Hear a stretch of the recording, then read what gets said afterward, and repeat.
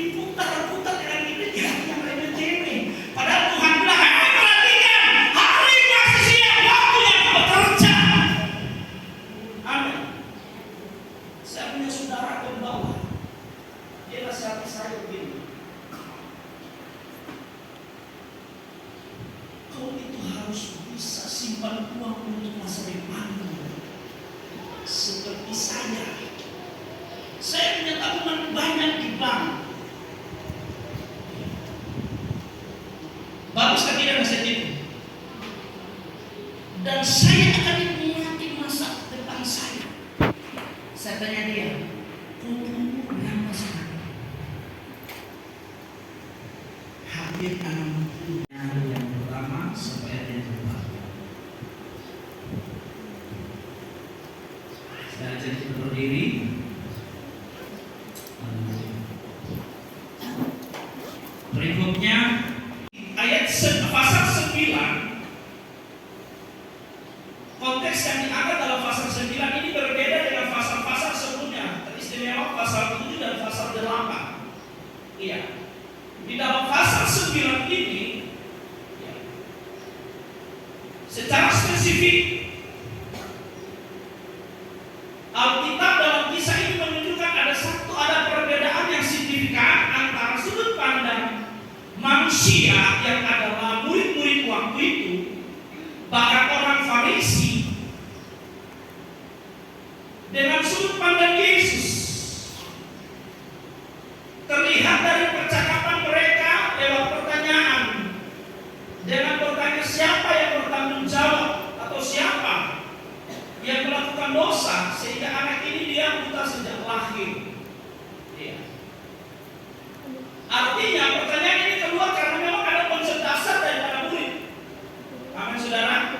Ada pemahaman dasar mereka tentang sebab akibat. Iya. Haleluya.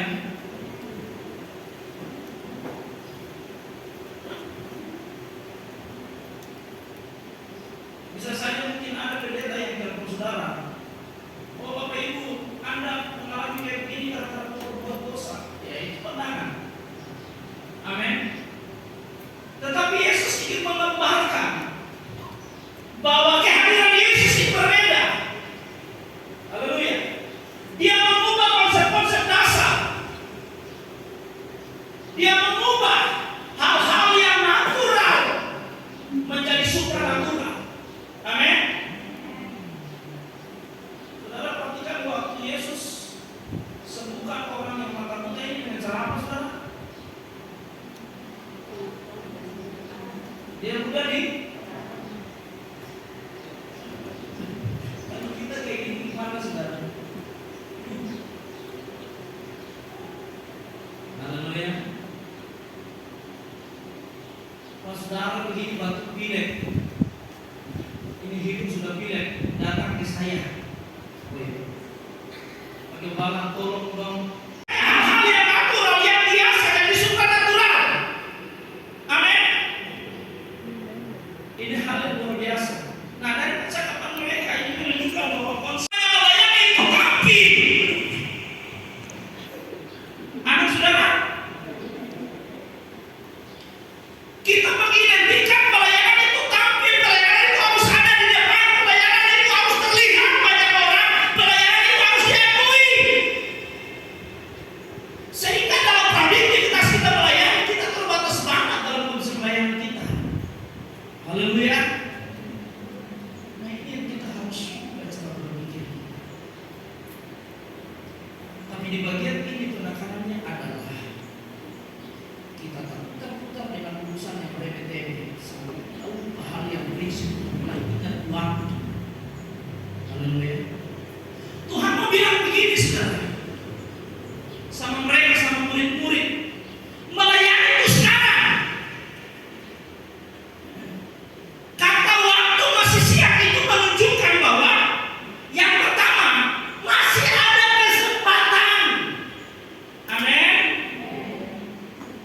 Waktu masih siap itu Tuhan mau bilang masih ada kesempatan, artinya itu masih bisa.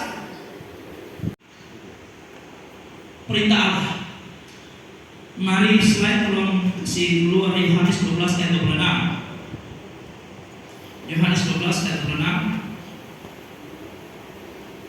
Kita baca sama-sama ya. 1, 2, 3. Barang siapa